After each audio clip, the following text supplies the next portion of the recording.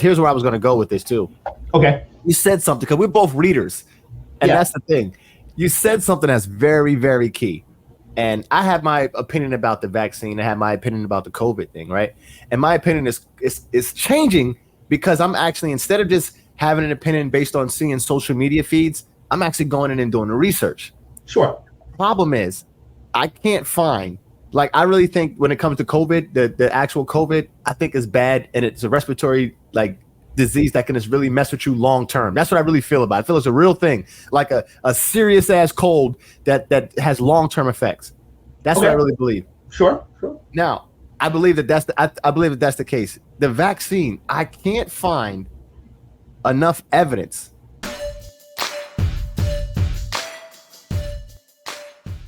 How do you feel about Joe Biden? Let's start there.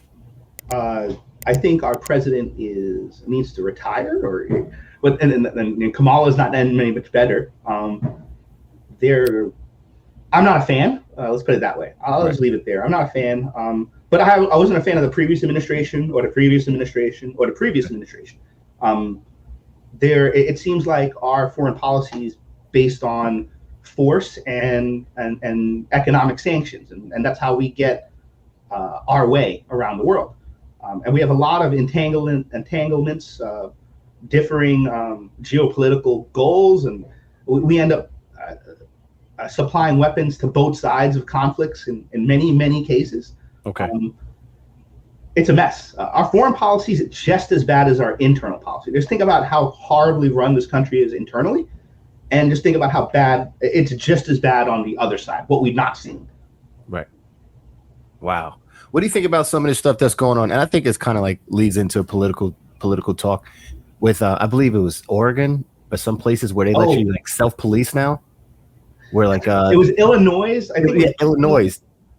I think I'm thinking of two different things. The Illinois governor announced that he had no problem with non-citizens becoming police officers. Yeah, that was one. That's what he was pushing.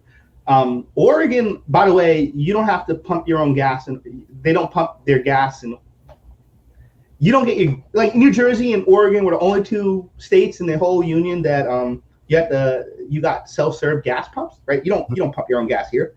Somebody pumps it for it. Right. Well, we're the only one now because Oregon just threw that out. So you got to pump your own gas in Oregon now. You got to pump your own gas. Oh, because I didn't hear about the story about the self-policing. Yeah, the looting, like people are just stealing. Like you can't. Yeah, that's a new thing. Like people can just steal all You see all those, over the place. Those Sikh dudes that beat up that dude in 7-Eleven? No, I didn't see that one. I saw the one where they were stealing bags out of the designer store, and it's just basically like just running out like it was no big deal. So let me ask you something. You said something about twice. You mentioned foreign policy. What do you think foreign policy should look like, based and compared to what it does look like? I mean, it really is a mess. I don't know what it should look like. I think said something about real quick. You said something about two sides. We're providing weapons for both sides. And I've read some things about that, how America does some things like this, political things. And I just can't understand it and get it. So that's why I asked that question. Like, what do you think it should look like? What would it look like a good foreign policy? Well, I don't think we are going to be able to fix all the mistakes that we've made. A lot of this stuff is way past and way longer rooted than America's even been around. The borders of Europe, for example, have changed dramatically over the last 800 years. Poland, Ukraine, Russia, Belarus, these are all new countries for the most part in the last 100 years. As Americans, we're surrounded by two huge oceans, and if we defended our border, we'd be protected. We should trade with everyone. We should have relationships with everyone. We shouldn't go to war for no reason. We shouldn't have an empire. The military-industrial complex runs America, right? The reason Ukraine is doing so poorly is the weapons manufacturers of this country have no surge capacity, and they never want to have surge capacity. What do you mean surge? Explain surge capacity. So let's say the United States can produce 50,000 120 millimeter rounds. That's all they can produce a month.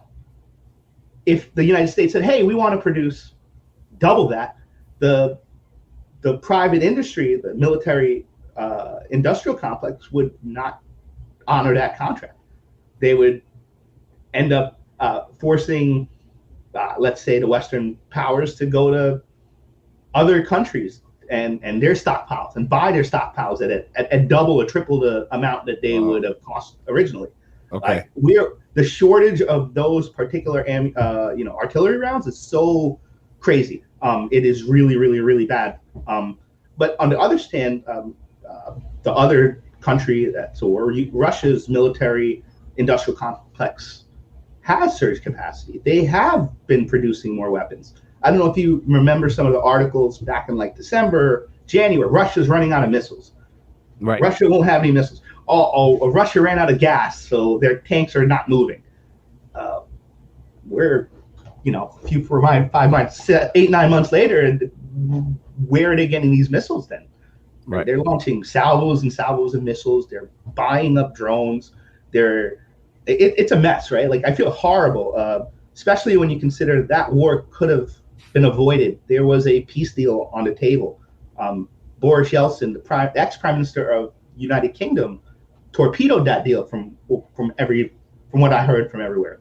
Okay. So, we're talking about 400,000 or 500,000 people are dead. Right. They're not coming back. Yeah.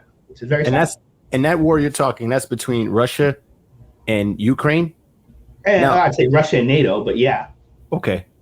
Did Russia have anything against us? Well, we're kind of supplying a lot of weapons. We're a proxy at war with them, and okay. So we're helping Ukraine through some sort of way. We're supplying them. We supplied them like $60-70 billion worth of aid in terms of weapons and training. So that's how we're into this. Oh yeah, we're way into it. Like, okay, you think we're not sharing satellite data, or we have quite a vast military presence around the world. We're certainly providing recon and other non-essential warfare requirements. Right, like the Ukrainian army, for all intents and purposes, would have been defeated if the United States and NATO did not provide a non-NATO country a bunch of weapons. And that's what I was going to ask, right? I mean, because like I said, I'm ignorant to a lot of this stuff. That's why I like this type of content, because when I listen to it, I try to follow as much as I can. So what would happen if we were to step away? Then Ukraine would just get defeated, right? And get demolished. Well, again, that's why I think it's very sad that there was a peace opportunity in February last year, prior to all of this occurring. The initial invasion by Russia was, everyone is kind of agreeing that it was more of a show of force to force a partner to the negotiating table. Russia's red lines have been clear since forever. Promises were made back in 1990s about how NATO wouldn't move one red line towards Russia, right? When you say red line, explain red line, because I don't think my audience would know what does red line mean? Well, Russia's point was you can't expand NATO westward. We don't want to have NATO at our border. That was the whole reason why this whole conflict started in this year, or last year rather.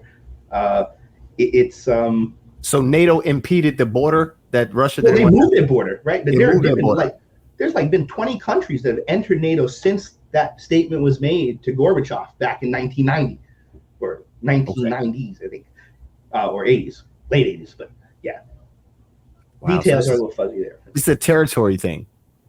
It's always been a territory thing. Yeah. It's always listen. If you have a missile based in Ukraine, that's 4 minutes away from Moscow.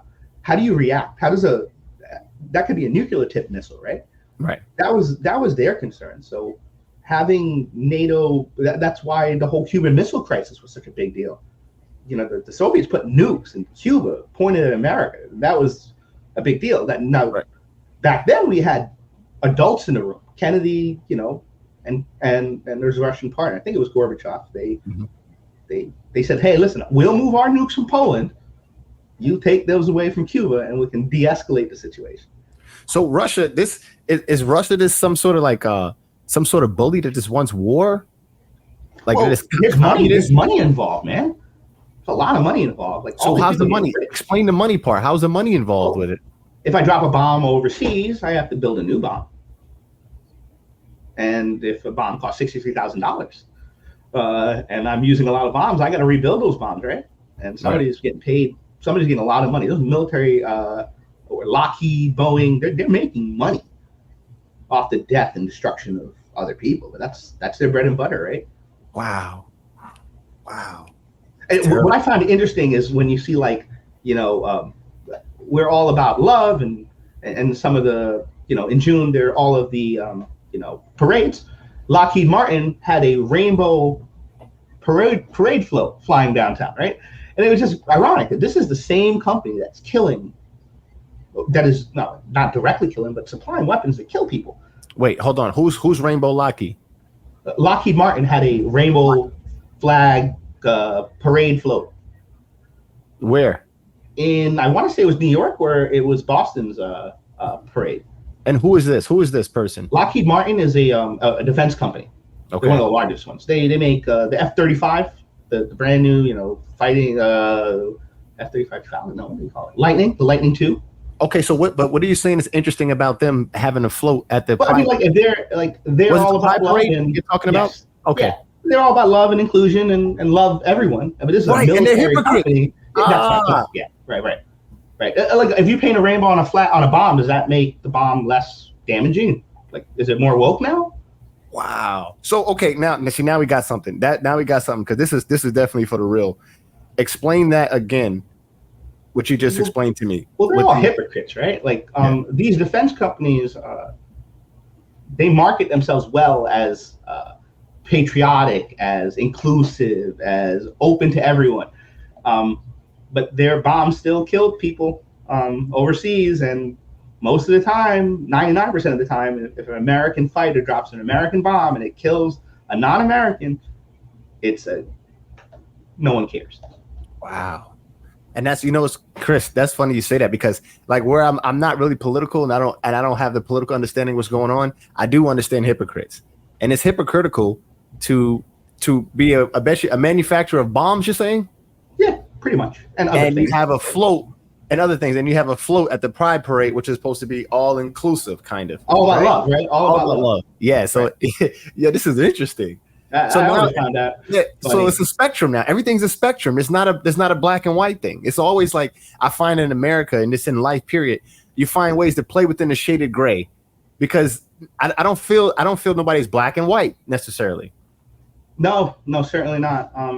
Just like the whole left and right paradigm is so stupid. Oh my God! If you take a classical liberal from the 30s, 40s, 50s, all the way up to the 90s, they're Republicans now, right? Like. Yeah. What happened to the anti-war branch of the Democratic Party? Where did Dennis Kucinich go? Like, where did the Dennis Kuciniches go? Where did the Ray McGoverns go? Right?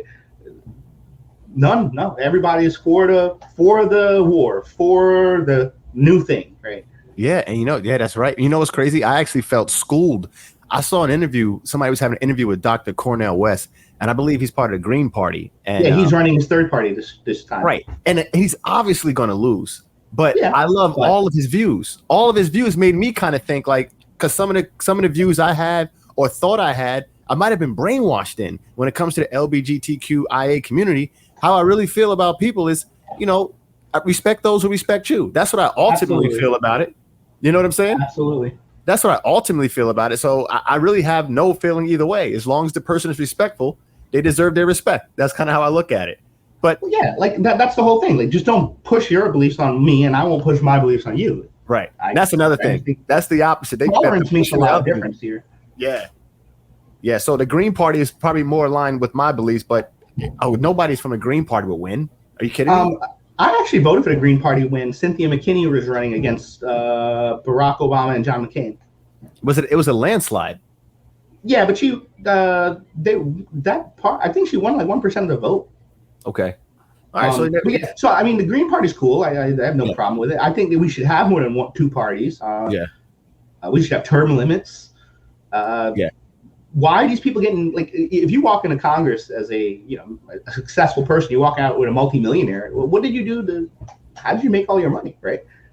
Yeah. Look, you're getting right into it. This is what I'm talking about. Yeah, exactly. It's almost a question of like, with some of the billionaires, because I love football. The billionaires that have all these football teams.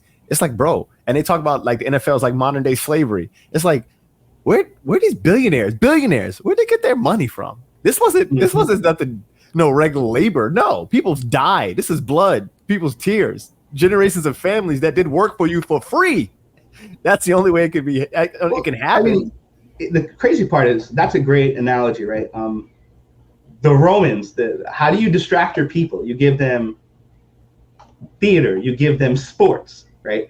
The easiest way to calm a society down is to placate them with entertainment. Sports. Yeah. Sports is a big one, right? It's been around since the Colosseum. Now we're not, fighting lions anymore with swords, but it's not that much different. No, especially football. Football is as barbaric as you can get. Or boxing. I like boxing, UFC. I love all of it. I love all of it. But yeah, you make a great point, man. I didn't even think about those things like that. You see, this is why I wanted to interject you into the show, because the same way you articulated right now is the same way I remember back in the day, where it's like I can pick up on some of it. It all makes sense, but I try to pick up where I can pick up. But I know that people can use and hear it from your point of view. Like, well, it's always nice to hear someone else's point of view, right? As long as, I have no problem hearing someone out. I might not agree with someone, but that doesn't mean I won't listen to them. You know how often people are wrong.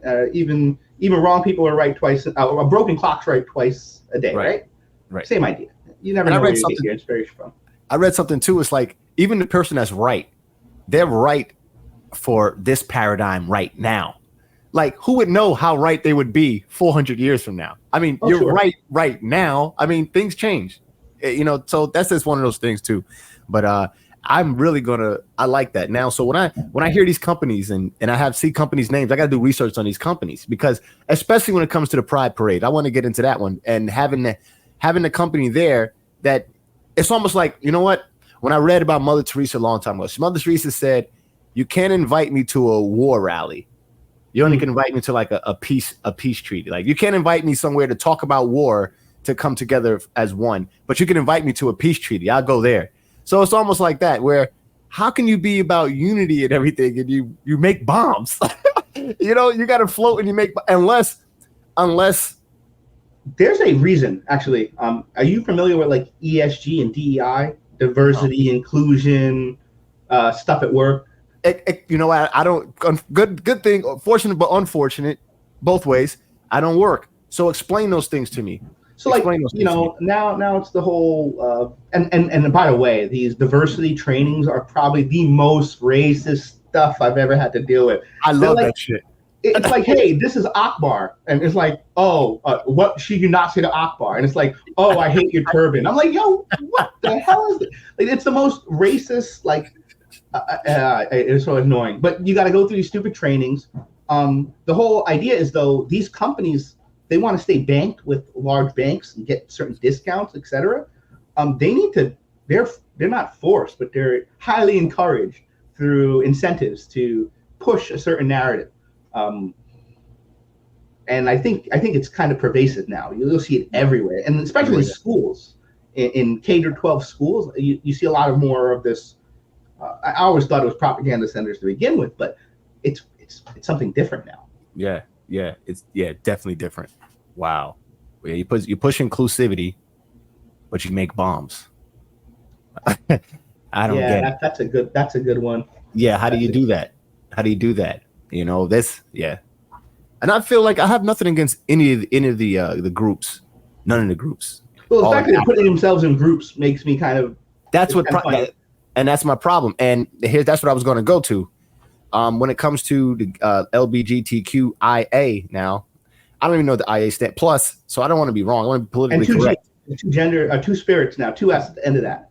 It's a two. I don't even. My thing is, how come you can't just be a person? Like, you're a person, I'm a person, and who cares about the sexuality? And all of it is gay, right? So you're just gay. Why can't you just be gay? Why create a whole alphabet? This is John Money's fault. If you ever heard of Johns Hopkins University, John Money is the psychologist, who came up with the whole gender identity reasoning. Okay. Crazy thing is, I don't have it on the screen, but when I edit, I'm gonna put it up on the screen, so it's gonna be up on the screen right now. So explain to us who this gentleman is. He was I'm probably speaking out of turn here because I just don't know enough about him, but he's written books and he created a couple of experiments. This one kid, who was born a male, had a circumcision disaster. Some really weird thing happened. So John Money's whole research, how now everyone should identify him as a girl so he could have a normal life. The gender individual eventually killed himself, but what refuted John Money's research was he identified as a man for pretty much the rest of his life. Like right. He secretly still identified as a man. Right. I read that. I don't know the names, but I know exactly what you're talking about, bro. I know exactly. John Money is literally the axiom where all of this gender identity has come from. Before John Money, and people consider him like before his time. He was in the 40s and 50s. Okay. People now consider him ahead of his time, but I think his research was flawed and his reasoning was wrong. But he's like a mad. He was like a mad scientist. He was a mad scientist. Well, he's like and the funny thing about it is like Sigmund Freud was a pedophile, right? Like, and people still use every word about him, the Freudian slip, like he's the father of psychology. Yeah, but he was a pedophile. I gotta read that. I gotta read about that. So, I'm like, because I like reading about psychology, and Sigmund Freud is actually one of the people I have down. So now that I know that he was a pedophile, I was like, oh my god. Well, maybe I should. People have said he's a pedophile. Right. We'll look into it. You know, because pedophilia is different now, maybe from when it was back then. I don't know. Minor attracted person nonsense. Yeah, I'm hearing they're trying to normalize that through the transgender movement. If I had to make a guess. Yeah, that would be my opinion, of course. You know, I was afraid the other day. I was in a Popeyes, to stop by Popeyes real quick, and like you said, man, I'm my in the heart of hearts, all I believe about is respect those who respect you. I'm a pretty happy person, so I have no gripe for life at all. But I was online and I was behind a transgender individual, okay, and it were two other people behind me. I didn't know how to just be regular, man, because I just felt like them. I don't know what to say, what not to say. I don't want to say anything, but I'm not the type of person if I make eye contact with you not to say anything. I'm always like what's up? Because I always want everything to be peaceful. So I didn't know what to say. Yeah, I didn't know what to say because of the times that we're in. So I let the two guys that are behind me get in front of me because I didn't want to be directly behind because I didn't know what to say. That's all. So we're in this world now where you can't say the wrong things. You gave me two acronyms. I didn't even realize like what? I don't know what they are. Like I need to know how to act the right way. I don't know how, I don't know how I need to act around. Like you can't even say these people or I don't know. All I know is that my body registers you when I see you. My body says this is a man. Now when you tell me that you're something different, that kind of messes me up. And it's almost like if we let you do that, I like to play around with the Chat GPT a lot, right? So I like bothering it a little bit. So I asked the Chat GPT, if I identify as a frog, is there anything wrong with me? So basically they would tell me like there's nothing wrong with me. They tell me it's not normal and I need to seek mental help. But if gender dysphoria, that's a big one. You think you're a different animal now? That's wild. But if I identify as if I say I'm a man, I identify as a woman, they understand that. That's more normal. Like, how is that normal? I don't know, man. I really don't know. And there's a lot of subconscious things about men and women that we know might necessarily be conscious that we're recognizing, right? Pheromones, for example. They say men and women don't release pheromones, but every other fucking animal in the world does. So they do, bro. And that's what I was telling you. When I saw the transgender individual at Popeyes, their pheromones said this is a man. Like I don't know if it was a smell. It was just the facial features or the Adam's apple. Or once my body recognized man. Yeah. My body recognized man. That's what it recognized. So, like you said, and that's funny you say that. It's the pheromones. I don't think. Man, according to it's unconscious, right? It's something that we're not even recognizing, right? With pheromones, at least, if humans actually produce them, I think they do. I think they do, man. Yeah, I think they do. You can tell when somebody's. They do. Are you kidding me? You can tell when someone has bad intentions before they even say it. You know, sometimes they say that they're the women that are ovulating are more sexually towards people they like. Right, because it's nature. Yeah, that's dope. I've heard that. Like when women are ovulating, they're more selective in their sexual encounters when they're ovulating. Same thing with the whole birth control thing, like that whole hormonal. Explain the birth control thing. Well, there's studies saying that women that were with a partner on birth control, that went off their birth control, found that their partner was no longer attractive to them. Wow. There's studies out there going over this stuff. It's kind of messed up, the amount of shit that they have to go through, women in general. But yeah, like their cycles are 28 to 30 something days, right? And that's a lot of hormonal ebb and flow, man. Yeah. Power to them. Yeah. Oh man. That's probably the reason why that like so emotional. Yeah, it makes sense, right? Yeah, they need those traits. Wow. And so agreeable for the most part. Damn, man, they need to navigate. They definitely need to navigate. Like I'm changing my perspective now as I do more and talk more. I'm doing more research, changing my perspective to find out what I really feel about things. And like I said, in the heart of hearts, it's all about, I love the whole like respect those who respect you thing, man. You can tell me you want to be a frog. You can tell me you want to be a woman. Well, if you tell me you want to be a frog, other people that don't identify as a frog, right? That's a better question, right? That's the thing. That's the thing. And is it? Do you become so narcissistic that it's always about you being identifying with a frog and nobody else? That's the problem. These are such narcissistic movements, right? How do you get angry at yourself? Like, how do you just spend all day like, oh, he looked at me, he said something. Oh, right. That's what I'm saying. You're a narcissist. This is all about you and your gender transformation. Like, that's everything. It's like, no, it's not, bro. We just talked about political shit. A lot of. I mean, like, I wish people understood where their life will be 10 years after transition, right? Like, there's some horror stories out there. Yeah, but maybe we talking about the is it the term detransition or retransition? I think retransition, right? I have no idea. One of those two. Basically, you go back to where your gender you originally had. The one that you were born with. The one you were born with, yeah. The one that was on your birth certificate. Exactly. We got to go through all of these things to make sure people know exactly what we're talking about. The one that's on your birth. Well, think about it. Based on the study, right? Based on the studies we were talking about, I think that guy, one of the reasons why, or if it's the same guy, they made a mistake. So they burnt off the kid's penis. So they had to give him a vagina. And he said, you know what? Don't worry about it. We'll make him into a girl and raise him like he's a girl. No big deal. Yeah. No. Yeah, no. Big deal. Big deal. I think that same person, it might be the same story, guy. But wound up going crazy, killed himself. Yeah. A lot. I mean, listen, gender dysphoria and suicide, unfortunately, have I couldn't understand how it feel like I was born in the wrong body. Right. And what other options do you have? But you know what's crazy? I don't know. This is the scary part. I've came across something like this and made me say, oh my God.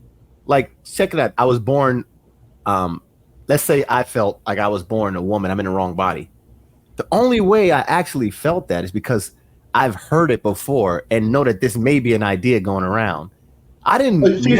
Somebody introduced this idea to them. Somebody introduced this to me, And maybe it was somebody reading a book at a library that was dressed inappropriately. Come on, somebody introduced these things to you. You didn't know this was introduced to you. And that's one of the things I don't get it. So I would definitely admit here that I'm ignorant to all of this, right? So I don't get, and I'm not taking anybody's side. I told you, political parties, I'm more of a green person, green party. I'm not Democrat, Republic, but however, I hear some of these things and it's like, let's think about this a little bit. It seems like they're trying to go away from all this gender reconstruction surgery or change in surgery. Like, you can't get it. It kind of makes sense though. Why are we doing this? It's like I would say plastic surgery is not needed. Brazilian butt lifts are not needed. Same thing with this. There's no medical reason to have surgery unless there's a reason. Why would you go under a knife? Why would you trust the doctor?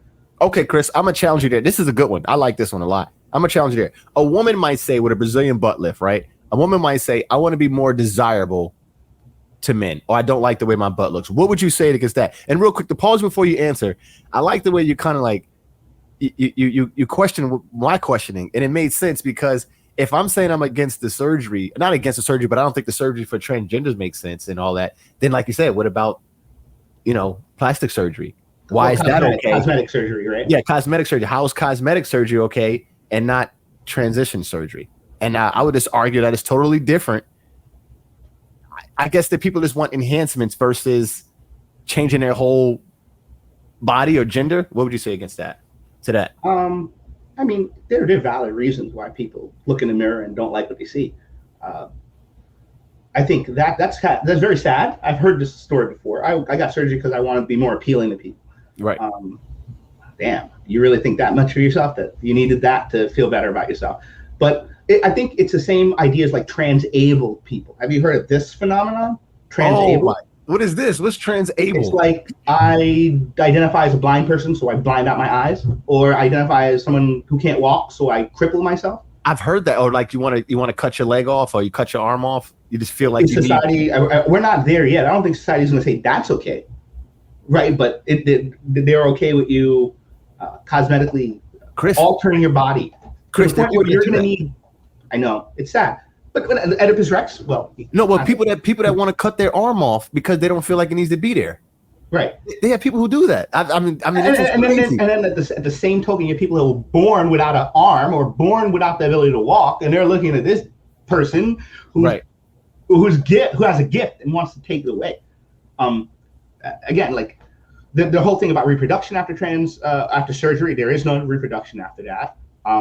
It's cosmetic, and there's a lot of medical follow-ups that have to occur. The details are sketchy. I would not do this to myself. I would not mutilate. I feel like it's mutilation in some ways. Like I wouldn't do that to myself. And the crazy thing is, let's say if it's because I'm just a man, right? So let's say if it's a purely sexual, physical thing, all of that is gone. All that is gone when they do the surgery. So there's no. And sometimes it's no feeling at all. No feeling. So what the hell are you?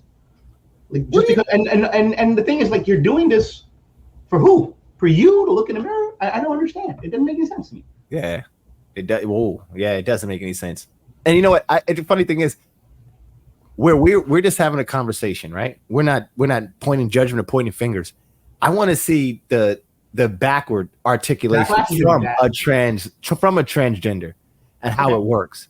Like, what does it sound like? Like, because with us, we can't conceptualize it. It's like, seriously, like this doesn't make any sense to us. Like, why do you want to change your whole gender? Why not just be gay? Because you're obviously gay. It seems like that's what I mean. It seems like you're obviously gay. It just seems like gay to a different level where it's like I have to change exactly who I am. The whole that just doesn't make any sense to me. The gay makes sense because gay's been around. Like gay's been around. I've had it in all the research that I've done.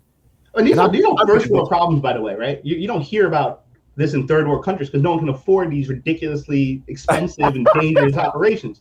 They have real issues. They have real medical issues that need their doctor's time. Right. But now let me ask you this question. Are there countries, there's third world countries. I don't know how many doctors are. It kind of feels like America is a third world country now, doesn't it? Right. That's what I was going to say. Like, who are the doctors doing these surgeries? They're getting paid well. And oh, my God. They have to. Think about all of the follow-ups after these procedures. There's quite a lot of follow-up. Right. This is not like one and done thing. You're not. You know what, Chris, too, another thing that's going to be interesting, if they decide to ban it, because it just seems like we're onto something right here. Like this, like we get it. You want to have a whole community, LGBTQIASS, you say? I don't know. But two S at the end or something. Yeah, as far as changing their identity, having the doctors do all of those things, changing the gender, because of all of the risk involved and everything, the detransition or retransition, wherever you want to put it, if they ban all of that, right? After, I don't know what year it would be, but after a certain year, when they officially ban it, to walk around and see a transgender now, it'd be like they illegally got the surgery. It's almost like when you see somebody who's clearly on steroids, you're like, you couldn't get that over the counter. Like, who's your doctor? So that's what it's going to be. Like, imagine a doctor getting caught doing surgeries like this after they pass. Because I think they will say, look, come on, guys. Matter of fact, it'll be, Chris, you know what the excuse would be? It's almost what you said about the third world country doctors. We need to allocate our resources to other places. Like, we can't just put all of this attention and time into the transitioning and the transition movement. We can't do that. We need to put it towards other places that'd be better for America as a whole. It's a free market thing, right? Like the market decides if there's demand for a service, somebody's going to come try to fulfill it. That's the problem. And if you look at the statistics of how, even in New Jersey, I think 10 years ago, like 0.1% of the high school population identified as either gay or non-binary. Right. And now it's like 4 or 5%. So Yeah, that's we're crazy. talking about a 3 or 4-fold change in 10 years. I don't necessarily agree that this was all natural. Like you said, No. I think this is more manufactured and propagandized to these kids. Hey, this is an option.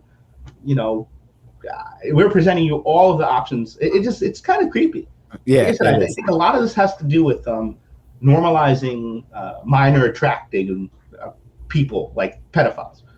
To me, it seems like Jeffrey Epstein's client list still hasn't been released, right? Right. And this Oh guy yeah. randomly gets hung in a jail, and randomly the cameras go off. I don't think that thing's ever going to get released, man. They I say mean, Bill powerful Clinton and people. Hillary Clinton were back and forth on that thing. Like, Yeah, and so was Tom Hanks, and so was a couple other famous people. Bill Gates. Yeah. Bill Gates, for example. Yeah, and wow. Oh my God. They can't let that list out. And I've seen some other, and we got to get back, I'll go all the way back into one of the things you said earlier too. And this is what I'm definitely on too. And I wanted to have a conversation with you about it. But that particular conversation we could save for another day, maybe when it pops up again about the vaccine and stuff like that. Because here's where I was going to go with this too. Okay. You said something, because we're both readers. And Yeah. that's the thing. You said something that's very, very key. And I have my opinion about the vaccine. I have my opinion about the COVID thing, right? And my opinion is changing, because I'm actually, instead of just having an opinion based on seeing social media feeds, I'm actually going in and doing the research. Sure. Problem is, I can't find, like, I really think when it comes to COVID, the actual COVID, I think is bad, and it's a respiratory disease that can just really mess with you long term. That's what I really feel about it. I feel it's a real thing, like a serious ass cold that has long term effects. That's what I really believe. Sure. Now, I believe that that's the case. The vaccine, I can't find enough evidence about, and the only thing I find is they say that percentage you said again, 0.001% of the vaccine can do to you what COVID itself can do to you. So you're 11 times likely to be okay after you get COVID. Some crazy number like that. The numbers, yep. It's some crazy number, like you're okay basically with the vaccine, but the shot basically is not what's killing people and what's harming people and what's knocking people out and having people pass out on the field. And one of the things, I was just thinking about it, and I think the guy's name was Damar Hamlin, right? Real quick, Damar Hamlin, right? I think he passed out on the field during the Buffalo Bills game, and everybody was in uproar about it. He couldn't tell everybody what the reason was and why he passed out. They didn't release that. But the thing is, I would like to ask him is, because this is for myself, because I took the shot a long time ago and I couldn't wait for it to get out of me once I heard all of this bad news. I want to ask him exactly, what did the doctors say was the reason for you to collapse on the field? Was it the COVID vaccination, or was it COVID itself? And are you, because he's back on playing on the football field now, are you vaccinated now? Him. That's the question. We want to know, the people who have fell out, who passed out, who've had big issues. Did you go back to get your booster shot after this happened, or didn't you? Yeah, the SARS-2 CoV vaccination program is mired in issues, right? Like, boy, I don't even know where to start. It's again, has there ever been a respiratory vaccine that's ever worked in the history of pharmaceuticals? And the answer is no. Everyone gets a flu shot I never do, but people get the flu shots annually. It's an expectation or a forecast on which influenza strain is going to be most virulent and out there, and they make a guess, right? SARS-2 CoV, ivermectin comes to mind, right? We had a cheap, widely safe, has a higher safety profile than Tylenol, right? We're talking about an extremely safe drug that has been proven to lower symptoms, to keep people out of the hospital. You look at some of the nations that had some of the lowest death rates of SARS-2 CoV. These are African countries with high malaria rates. People in these countries use HCQ, hydrochloroquine, every Sunday. They call it Sunday. They take the pill once a week as a prophylaxis in case they get malaria. That's how safe some of these drugs are. They were demonized, right? Ivermectin became horse paste. The reason, I think it goes right back to the same thing that drives everything in this country, profit. This is a generic drug that Merck created a decade ago. I think in 2006, the person who isolated ivermectin got the Nobel Prize for it. River blindness, some major diseases are been wiped out because of ivermectin. It is a wonder drug in a lot of ways. Why was ivermectin demonized? Because it cut into the profits of the pharmaceuticals who were pushing, again, a not safe and not tested, not effective vaccine. And the proof is out there now, right? The proof is out there, yeah. Positively out there now. It was 97% effective, right? 97% effective, then 95% effective, then 90, then 80, then it just kept going downhill, right? Like now they say it's a negative impact in some ways. And the boosters, I mean, no one's up taking the boosters, right? Yeah, my thing is the reason I'm not taking any shots. The reason why I stopped is this doing too much research, and I haven't found too much negative research, but the one thing that was definitely the truth is they came up with this thing in about 9 months, right? Where it's supposed to take 10 years to come up with like a vaccine. That was my big trials. Yeah. That was my big thing. I said 9 months, 6 years. I mean, 9 months, 9 years. That's. I wasn't going to take medicine from a felon, right? We're talking about Pfizer. I mean, This is a pharmaceutical company that has gotten some of the largest fines of any other industry, any other company in the whole world. This company is for profit. They don't care about me. I knew that from the beginning, right? I'm just a number on a sheet. Right. So yeah, and you know, this emergency use authorization, everything about it was sketchy. Very sketchy. Everything was sketchy about it. Right. The science was not clear. Now this could be on or off. This part here I'm asking you because I didn't prep you for this. But wasn't there an issue that you said you had with your job when it came to the vaccine? With the vaccination? Yeah, I got 2 jobs. 3 jobs actually. So one of them was NYPD. I got hired. A day later, I got fired because I wasn't vaccinated, and they let go of 4 or 5 people at the same time they let me go. Previous job, same thing. I was not taking a role that required a vaccination, and well, I got let go because I didn't get vaccinated. So I mean, I was willing to live under a bridge if I had to. I'm not going to get forced to do something I don't want to do. Wow. Yeah, that's a commitment, man. I commend you for that. That was crazy. Like I felt like it's nuts. It was nuts. Punk, man. I still feel bad about the decision I made. I just did it all willy-nilly. Which one did you get? Janssen or I want to say Pfizer, Moderna? I want to say I felt like it was Johnson & Johnson. Let me see. J&J, Janssen. Do you know what kind of shot we got when it came to the vaccination? Yeah, no answer. They're all out there. No answer. But I know I got one of them. I didn't get the booster. Okay. I didn't get the booster, but I got it. Man, I hope I didn't get the booster. You got to get the shot twice, though, right? You got to get one shot. And well, there was the Johnson & Johnson product. That was a one-shot product. Okay. I didn't get the one shot. I got the 2 shots. So you either got Moderna or you got Pfizer. Yeah, and I think I spoke to you after I got it, and I was like, "Yo, how long does this thing take to get out of you?" Like, if I didn't go back, it's got to be out of me by now, right? Well, again, like what was the virus? What was in that vaccine? Right, it was a bunch of RNA instructions or mRNA instructions, depending on who you talk to, or mRNA instructions that told your cells to create a spike protein, right? An ACE2 spike protein. They're supposed to stop after a while. I don't know. I don't know. Like you could probably tell by your antibody levels, right? Okay.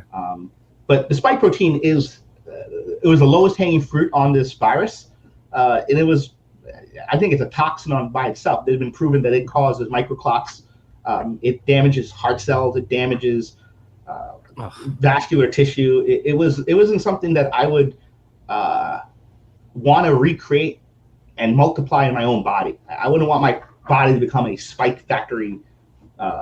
If I caught a virus and it infected a few cells, and those cells created spike proteins and the whole virus, you know, the ACE2 spike protein is what allowed the virus to get into your cells, right, and put in its genetic information and hijack your cells and then create itself over and over again until the cell dies, and vice versa, over and over and over again. Ideally, your immune system would detect this and kill the cells and the viruses eventually. But I just didn't see the point in this.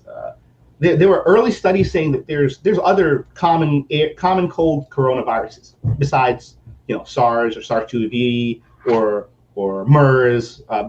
One thing was called C14. I forgot exactly the name, but there was a study very, very early on in 2020 that showed that people that were pre-infected with that common cold had a 70% increase in immune detection of SARS-2 CoV.